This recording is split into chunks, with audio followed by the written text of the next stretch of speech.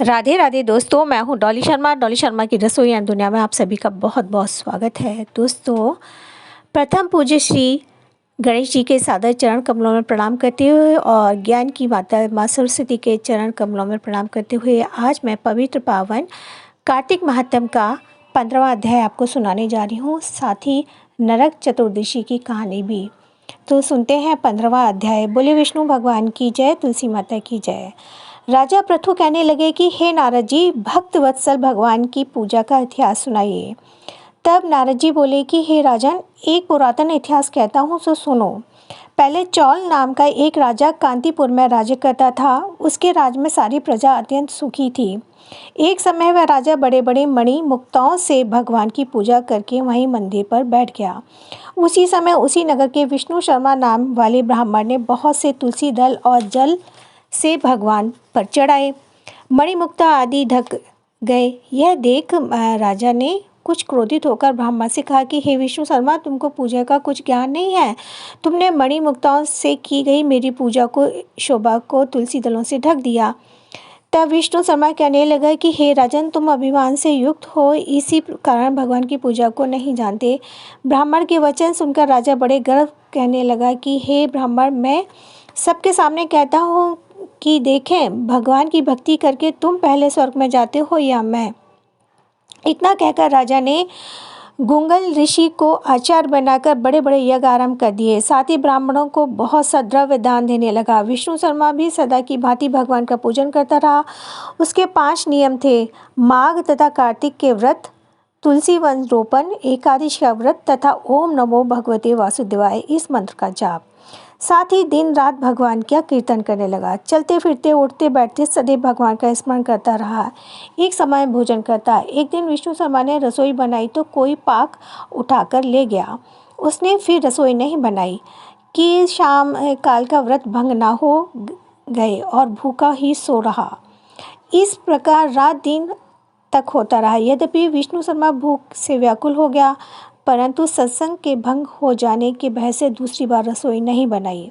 वह यही सोचता रहा कि ना जाने कौन मेरा पाक उठाकर ले जाता है। ऐसा विचार कर वह एक स्थान में छुप कर बैठ गया। थोड़ी देर में वह क्या देखता है कि अति दुर्बल चांडाल, जिसका शरीर केवल अस्थियों का पिंजर बना हुआ था, छिपकर आया और कहा वहाँ से पाक उठाकर चलने लगा। उसको देखकर विष्णु शर्मा के मन में दया उत्पन्न हुई और वह कहने लगा कि हे भैया, रूखा भोजन मत ले जाओ, मेरे पास थोड़ा सा घी है, वह भी लेते जाओ।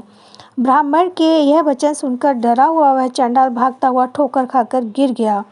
तभी विष्णु शर्मा भी उसके समीप पहुंच गया और एक वस्त्र लेकर उस पर हवा करने लगा। थोड़ी देर बाद ब्राह्मण क्या देखता है कि उस चांडाल की जगह शंख चक्र गदा पद्म तथा वनमालाधारी भगवान विष्णु वहाँ पर लेटे हुए हैं। उसी समय ब्राह्मण ने भगवान के चरणों में गिरकर नमस्कार किया। तभी इंद्रादि देवता भी वहाँ आ गए। ऋषि लोग वेद मंत्रों से उनका पूजन करने लगे। तब भगवान ने स्नेहपूर्वक उस ब्राह्मण का आलिंगन किया और उसको स्वरूप मुक्ति प्रदान की। तत्पश्चात अपने साथ विमान में वैकुंठ को ले गए। यह चरित्र देखकर चौल राजा अत्यंत दुखी हुआ और उसने आचार्य गुगल ऋषि को बुलाकर कहा कि यह सब क्या हो रहा है। उसके द्वेष के कारण हमने यह यज्ञादि किए, वह तो वैकुंठ को जा रहा है। क्या हमारे यज्ञ दान आदि का निष्फल हुए? इससे यही सिद्ध होता है कि भगवान यज्ञ आदि से नहीं, केवल भक्ति से ही प्रसन्न होते हैं। राजा आजीवन ब्रह्मचारी रहा। इस कारण उसकी कोई संतान नहीं थी। अतएव अपना सब राजपाट धन आदि अपनी भांजे को सौंपकर भगवान मुझको स्थिर भक्ति दें, ऐसा कहकर अग्निकुंड में कूद गया। राजा के अग्निकुंड में गिरते ही भगवान अग्निकुंड में प्रकट हो गए और उसका आलिंगन कर उसे स्वरूप प्रकृति प्रदान की। इसके पश्चात विष्णु भगवान ने विष्णु शर्मा को पुण्यशील तथा चौल राजा को सुशील नामक अपना द्वारपाल बना दिया। इति 15वां अध्याय समाप्त। बोली विष्णु भगवान की जय, शालिग्राम भगवान की जय। अब मैं आपको नरक चौदस की कहानी सुनाने जा रही हूँ। बोलिए लक्ष्मी माता की जय। प्राचीन समय में रंतिदेव नामक राजा था। वह पहले जन्म में धर्मात्मा दानी था। उन्हीं पूर्व कृत कर्मों से इस जन्म में भी राजा ने अपार धन आदि देकर सत्कर्म किए।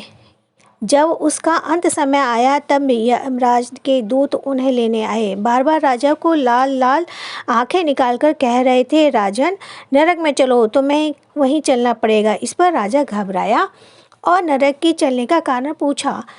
यम के दूतों ने कहा, राजन आपने जो दान पुण्य किए हैं उसे तो समस्त विश्व जानता है, किंतु पाप को केवल भगवान और धर्मराज ही जानते हैं।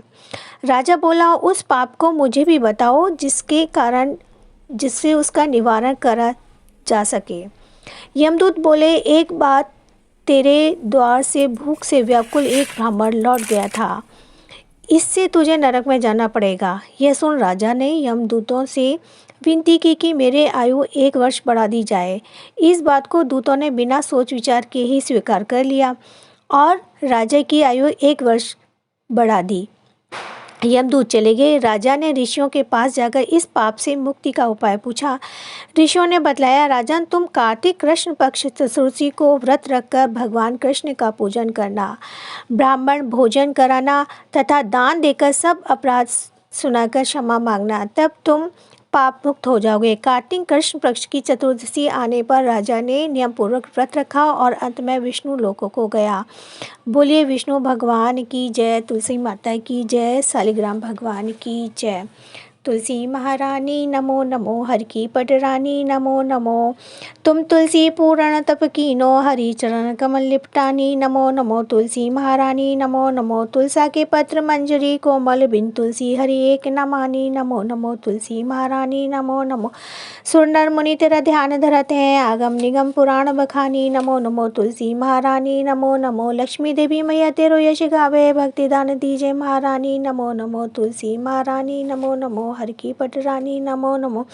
शालिग्राम सुनो मेरी विनती है, वरदान दया कर पाऊँ, प्रातः कर उठी मंजन करके प्रेम सहित स्नान कराऊँ, चंदन धूप दीप तुलसी दल वरण वरण के पुष्प चढ़ाऊँ, तुम्हारे सामने नृत्य करूँ, नित्य प्रभु घंटा शंख मृदंग बजाऊँ, चरण धोए चमरामत लेकर कुटुंब सहित वैकुंठ सिधारूँ, जो कुछ रूखा सूखा घर में भोग लगाकर भोजन पाऊँ, मन कम रचन कर्म किए जो परिक्रमा के साथ पाऊँ, ऐसी कृपा करो मुझ पर, जन्म के द्वार जाने ना पाऊँ। माधव दास की विनती यही है, हरिदासन को दास कहाऊँ। शालिग्राम सुनो मेरी विनती है, वरदान दया कर पाऊँ, बोल मेरी शालिग्राम भैया की जय। 5 नाव 5 भी कम ना हो तो मैं नहाती 30 दिन, खाट छोड़ मैं पड़ी धरती माता तेरी शरण, गौ माता तेरी शरण, तुलसा माता तेरी शरण। बोलिए शिव शंकर भगवान की जय, शालिग्राम भगवान की जय, विष्णु भगवान, माँ लक्ष्मी की, गणेश भगवान की, सरस्वती मैया की जय।